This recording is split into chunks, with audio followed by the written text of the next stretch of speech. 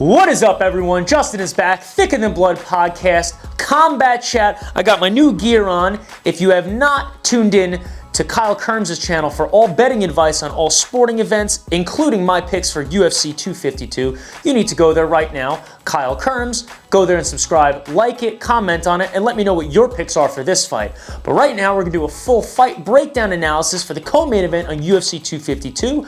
Sugar Sean O'Malley versus Marlon Chito Vera. Let's go.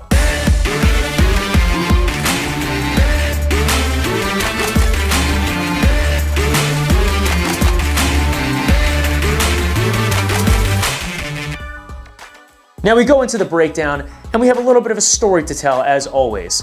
Bring this back to 2018. We have Sugar Sean O'Malley, young up-and-coming prospect, destroying absolutely everybody in his path, knocking almost every single fighter he's fought out in the first round. Very, very, very talented striker, but we haven't seen what he can do on the ground yet. Every guy that he fights, it seems, he puts them out on their feet, and he usually does it in the first round. Started out on Dana White's Contender Series. I believe that was in 2017. Only had a couple fights in the UFC, and then 2018 hits. It was the worst year ever, not just for him, but for multiple fighters, because we had the dreaded USADA epidemic of fighters getting busted for tainted supplements. Sugar Sean O'Malley suffered the exact same thing. He suffered one 6-month suspension, seems like that was wrapping up, and then it seems that he suffers another one from a tainted supplement. Apparently he was taking some kind of vitamin or protein, and it was laced with ostarine, which is a SARM, something that athletes are not supposed to have. But the amount was so little, in the words of John Jones, a picogram, like a grain of salt in a pool. Let's be real here, the guy's not doing PEDs, he never was. It was just a reason to have this guy sit out for 2 years. But he comes back in this year during the dreaded pandemic. He fights Jose Quinones. I'm not really well versed in who that is. And personally, I think this is a little bit of a warm-up fight for Sugar Sean O'Malley. He comes out in the first round and knocks him the fuck out. Move to the other fighter, Marlon Vera. This guy's been in the UFC since 2014. Many people don't really know who he is. He's a bantamweight fighter, 135 pounds. He's been around for so long. He's still very young. 2014, we're in 2020 right now. Now he's getting the hardest fight of his career. He's got a record of 15-6, but all of his losses are due to a decision. I think he has one tie in his record too.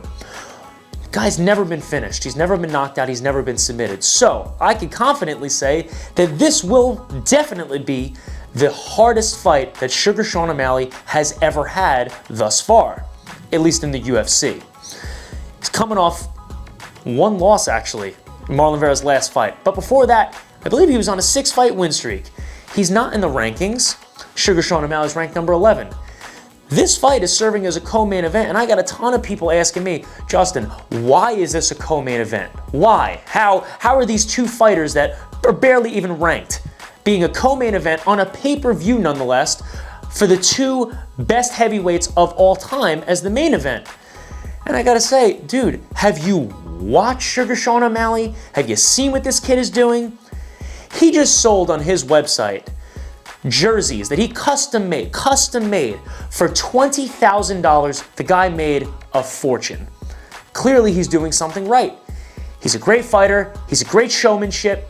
A lot of people are saying it seems as though this is the 135-pound Conor McGregor.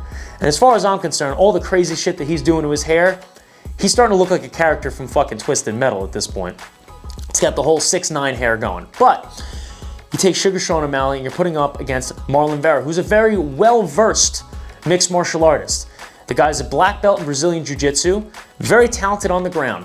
So the question comes in, is Marlon Vera going to be able to secure the takedown against Sugar Sean O'Malley? Everyone that's talking shit about Sean really does believe that his kryptonite is going to be a wrestler. Sounds familiar, right? A lot of people said the same thing about Conor McGregor. I'm not a Conor McGregor fan. I am not a fan of his personality. I don't really like what he does, but I will tell you this. He did fight a very talented wrestler in Chad Mendes, and it seems as though That was his kryptonite, the wrestling. Getting taken down constantly, but he ended up coming out on top. In this instance, we've never had someone take Sean to the ground in the UFC, so we have no idea what his ground game is really like. According to him, it's very good. I don't have any reason to doubt the guy. His striking is unbelievable, so we need to think about this. Is Marlon Vera gonna be able to secure the takedown before Sean lands one of his right hands? He lands the right hand, I gotta say, man, I think Marlon Vera is gonna go down. If you want my betting advice, make sure you go to Kyle Kerms' channel and check that out to get my pick. I just gotta say that Sugar Sean O'Malley, definitely one of the best prospects in the UFC right now. He had a little bit of a rough patch in 2018 with that 2-year suspension from USADA. Comes in this year, this is his 3rd fight in 5 months. Both of his last fights ended in knockout in the 1st round. His last fight against Eddie Wineland, former WEC champion. The guy is very talented, he's been around forever. Sean O'Malley made short work of him. One of the best walk-off knockouts I have ever seen after he landed the punch to his face. Now there's talks about Sean O'Malley going up against Cody Garbrandt, because on the exact same card, the both of them had highlight reel knockouts, the 2 best knockouts of the night. So it was going back and forth between fans of who had the better knockout. I am a huge Cody Garbrandt fan, one of my favorite fighters, if not one of my favorites in the bantamweight division.